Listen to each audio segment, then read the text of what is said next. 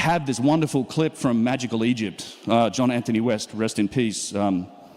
He's in the Cairo Museum, and I think it was somewhere in maybe the 90s. And he was talking about the vases, and he was saying, I hope that at some point in the future, someone will be able to look at these vases and apply some modern technology to them, and maybe we'll start to learn more about that. And that's exactly what's been going on over the last year or so.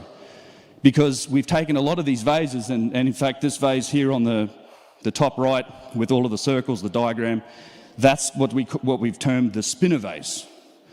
And I think you guys all have, or many of you will have, the replica of that spinner vase.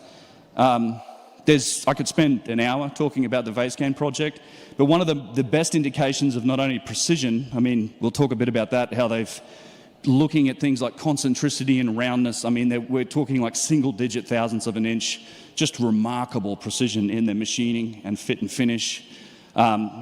These are things that would be incredibly challenging to do even with our best machines today. In fact, Adam Young, who if you saw his talk this morning would have mentioned this, but he's had people trying to make them.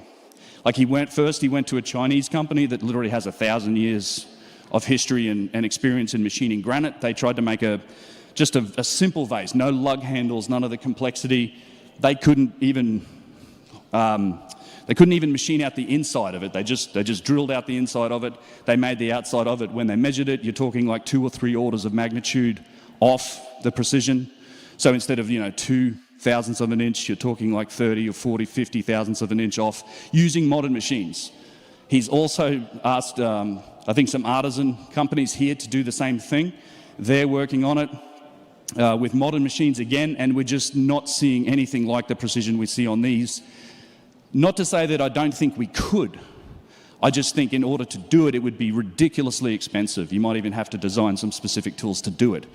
But one of the really interesting things that's come out of the VaseCan project and that happened after I spoke here last year was kind of this link between vases. So you can see here this image with these circles that are all over that vase, right? So if you break down the shape of a vase, you can break it down into these geometric primitives, typically circles. And what we found, Mark Vist found this. He's the cryptographer who analysed the initial scan of the first vase that we looked at. He found that there was a fixed ratio or a fixed relationship between the sizes of those circles. So in all of the circles that make up the various curvatures and shapes of that vase, ranging from circles with a radius of 1.1 millimeters up to circles with a radius of 42 millimeters, all of those circles have a fixed relationship with each other. As in, they all fix, there's a ratio between them. It's called the radial traversal pattern. It's a square root of 6/2.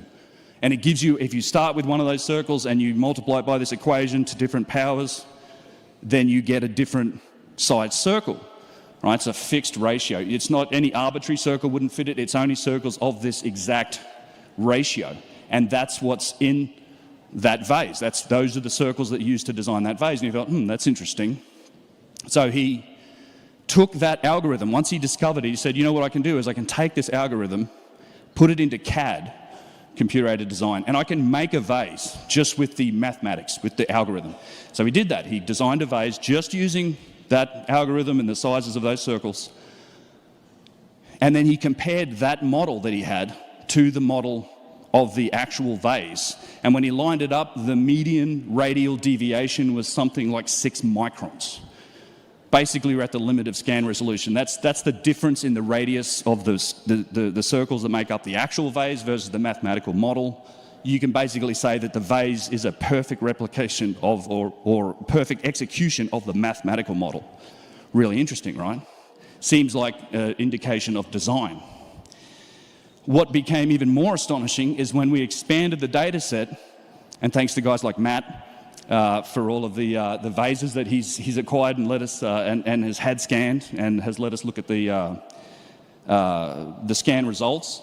We found the exact same ratio and mathematical formula is also in these other vases. All of the circles you can see on this spinner vase also conform to that same radial traversal pattern. These things are made with precision.